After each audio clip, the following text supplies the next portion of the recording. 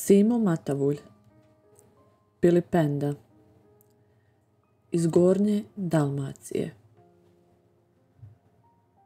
Pilip Baklina spavaše na ognjištu, obučen, pokriven haljkom, glavom okrenutom ka slabom plamenu, koji je liskao dno lonca, obješena o verige. Zapaljeno smrekovo korijenje davalo je više dima nego plamena. Dim je plavio mračnu kućicu, dizao se pod slameni krov, pokušavajući da izađe kroz jedini otvor na krovu. Vjetar je suzbijao dim, te bi se lice Pilipovo namrštilo, a promolili se krupni, žućkasti zubi pod četkastim prosjedim brkovima. Kad bi vjetar utolio, dim bi ugrabio priliku da se izvuče, te se mogahu razabrati.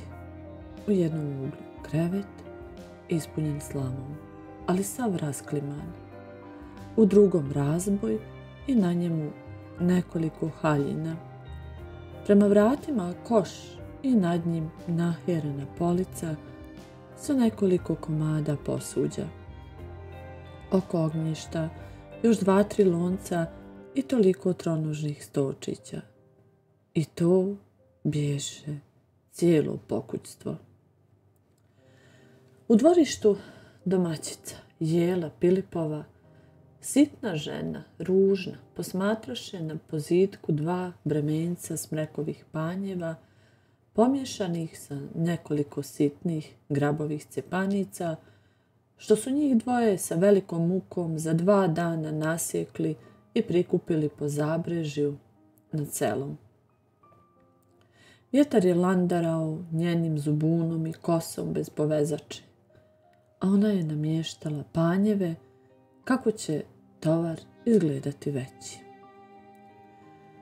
U pregratku grizao je kurjel, sitan, riđ, gotovo sjed magarac, tankih nogu, sama kost i koža. Nad njim, na tavancu, bješe složen tovar ječmene slame, njegova krma za cijelu zimu, a pred njim, na zemlji, bješe rukovjet slame, njegov jutrenji obrok, koji je on grizao lagano, gotovo slamku po slamku. Njegov blagi pogled bio je upravljen čas na domaćicu, čas na pjevca i 2 kokoši, što prema njemu čučahu, gledajući ga žalostivo. Očevidno on ih je žalio, osobito veselu i lijepu pirgu, te bi rado s njima podijelio svoju slamu, kad bi to za njih hrana bila. Još 20-ak takih kućica, pa onda 10-ak povećih, to je selo Ka u Gornjoj Dalmaciji. Selo se razasulo na jednom rubu ravnice pod Brežuljcima. Mala starinska pravoslavna crkva sklonila se za najgušćom gomilom kuća u sredini. A u začelju sela, odvojena, zidala se velika gospodska zgrada, očevidno bogomolja, koja bi dolikovala kakvoj varošici, a ne najsiromašnijem selu Petrova Polja. Jela uđe u kuću tresnuvši vratima. U isti mah i vjetar huknu jače i plamenu buku i voda u loncu uzavri, te se Pilip drže, sjede i pogleda mutnim očima oko sebe. Kad ustade da se protegne, tada se tek vidje da je pravi Pilipenda, kako su ga seljani zvali, jer kad diže ruke povrh glave, umalo ne dohvati ševar na krovu. Bješe krakat, duga vrata i oblej glave. Benevreci na njemu bijehu sama zakrpa, a nekada crvena kapa od plijesni crna natakla mu se do klepastih ušiju. Kad zjehnu, činilo se da će progutati lonac. Jela izvadi iz koša i stavi pred muža zemljanu zdjelu u kojoj bijehu oko 2 pregršti kukuruzova brašna, većma crna nego žuta. Pilipenda uzdahnu, odmahnu glavom, pa zahvati polovinu, sasuga u vrelu vodu, pa mješajom provrti kašu. Jela odnese ostatak, a donese nekoliko zrna soli i ispusti ih u lonac. Oboje stadoše gledati kako krkljaka čamak, jedući ga očima. Najposlije Pilipenda skide lonac, izmiješa puru i izruči je u drvenu zdjelu. Pa iziđoše oboje pred kuću da se umiju. Pošto se prekrstiše, počeše polako, oprezno žvakati, omjerajući nesvjesno, brzo i krišom, jedno drugom zalugaje. Kad već bijehu pri kraju, Jela će. Jadna ti sam, što ću? Nemam povezače. Kako ću sjutra na pričešće bez povezače? Pilipenda slegnu ramenima, napise vode, pa izađe iz kuće. Žena izađe za njim. Natovariše magarca. Onda oboje stadoše kao skamenjeni posmatrajući tovar, magarca i kokoši. Ponekad, trenutno, sukobili bi se njihovi prazni, tužni pogledi, ali bi ih brzo odvratili. Tako izgledahu kao 2 kipa koji oličavaju glad i nemoć. Najzad opet je žena kao za sebe. Jadni smo, šta ćemo? Za ovo nećeš uzeti ni 5 šestica, koliko treba za brašno, a ja gologlava ne mogu na pričešće, te će se reći da smo se i mi upisali.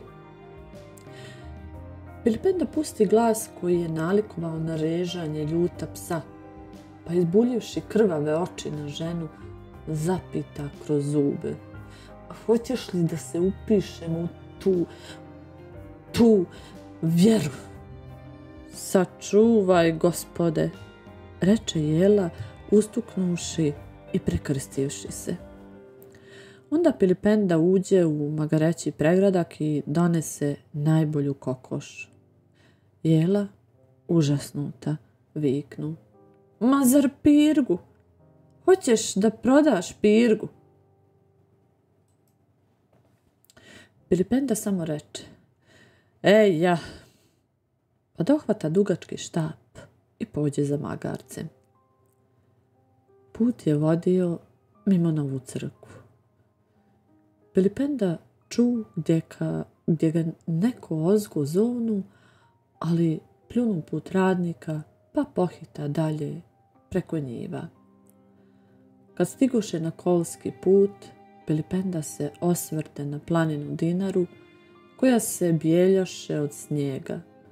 Tužnim pogledom preleti cijelo Petrovo polje, koje se crnjaše u suhomrazici, pogleda žalostivo na seoca što se nižu po rubovima i učini mu se da vidi kako po ravni leti ona strahovita utvara koja već od 4 mjeseca davi narod.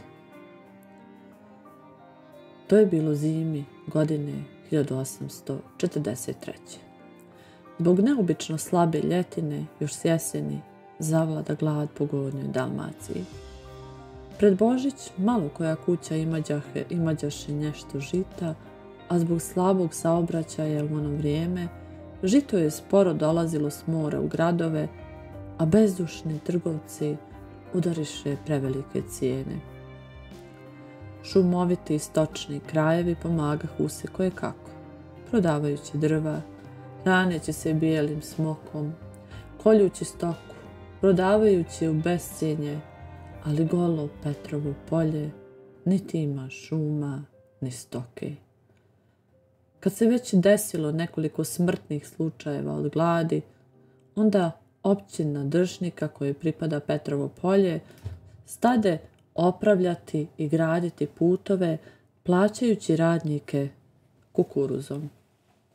Snažan i vrijedan radnik kao što bješe Pilipenda, mogaše zaraditi pola oke kukuruza na dan, a toliko bješe dosta za njih dvoje, jer već krajem ljeta otidoše im oba sina u primorje, u najam. Ali nakon nekoliko nedjelja općina prekide radove, a sreska vlast nabavi dosta žita i poče ga dijeliti narodu na dva načina. Katolicima na poček biva da otplaćuju na obroke u novcu nakon nove ljetine, pravoslavnima pak poče poklanjati kukuruz pod pogodbom da svaki kućni starješina koji bude primao ishranu mora prijeći u unijatsku vjeru. Narod se smuti. Agitacija najviše poče u Ka, jer ne bješe druge vjere sem pravoslavne. Stari, iznemogli pop nastojaše da urazumi svoju pastvu, ali baš znatnije seljake strah od gladi nagna da se pounijate. To učiniše kapetan, adjunto Čauš, seoski knez, zamjenik mu i raznosač službenih listova i još 7-8 domaćina. To se zvalo upisati se u carsku vjeru. Razumije se da je novovjernicima bilo zabranjeno ulaziti u pravoslavnu crkvu. Pilipenda je išao ka gradu za svojim starim kurijelom, koji je nabadao tankim nožicama sporo odmičući. Ali ga Pilipenda nijednom ne ošinu, niti ga je ikad tukao, jer mu žao bješe svoga staroga i odanoga pomagača u ratovanju za opstanak. Pilipenda požali i jadnu pirku, koja je jednom zarakoli i zalepeta krilima, pokušavajući da se otme. Moja pirgo, žao mi te, ali mi je žalije sebe. Oplakat će te, jela, lje. Da bome da je Pilipenda na svoj način pomalo i razmišljao o zlom udesu koji snađe njega i ostali i da je vezivao na to neka svoja kratka razlaganja. To mu se najviše vrzlo po mozgu kad bi tako za svojim magarcem išao u grad, a sve se naturivalo u obliku pitanja. Pitao je Pilipenda Boga. Bogo moj, zašto ti šalješ glad na ljude, kad je meni, jadnom težaku, žao i stoke kad gladuje? I zašto baš šalješ bijedu na nas težake, koji te više slavimo nego lacmani, siti i objesni? Ali opet, hvala ti, kad dade da smo mi najsiromašniji, najtvrđi u vjeri, te volimo dušu nego trbuh. U neko doba Pilipenda čuje za sebe tutanj koraka, uporedi se i pođe s njim Jovan Kljako. Bježe to živolazan starčić koji je prije 25 godina učestvovao u šibeničkoj buni protiv vladike Kraljevića, kad ono htjede da pounijati pravoslavne Dalmatince, a sad Kljako po starost ipak prevjeri. Nazva Boga Pilipendi i dodade: a jadan Pilipenda, smrznuli se? Valaj da hoću da se ukočanim ovdje, na sred puta ne bih zažalio. A jadan, što ti, a što se ti ne bi upisao? Pilipenda odvrati: valaj, neću, pa sad crka od gladi. Nećete dugo ni vi svi, pa da vam je car poklonio cijelo Petrovo polje. Kljaku i drugovima mu Pilipenda bješe živi, oličeni prijekor. Ipak se nasmija i poče izvijati. Ama, Pilipenda bolan, razumi se i čuj me. Ne učili smo mi to od bijesa, niti mislimo ostati u poganiji, nego, znaš, dokle izimimo, dokle opasemo nejači čeljad, pa onda ćemo lako, Pilipenda pljunu. Ja ne znam hoćete li lako i kako ćete, ali znam da vam obraz ne opra niko, ni do vijeka, ni dokle vam bude traga. Kljako se namršti, te će oporo. Bliš, Pilipenda, ali ćeš i ti biti unijat prije Uskrsa. Pilipenda stade i viknu. Ja se uzdam u mora srpskoga rista. Ako će mi pomoći, hvala mu. Ako neće, i onda mu hvala. Jer mi je sve dao, pa mi sve može i uzeti. I dušu. A ti, Kljako ga prekide. Muči, Pilipenda, ja sam carske vjere, a pasji sine. Viknu Pilipenda, izmahnuši štapinom. Čekaj da ti pritvrdim tu vjeru. Ali Kljako pobježe.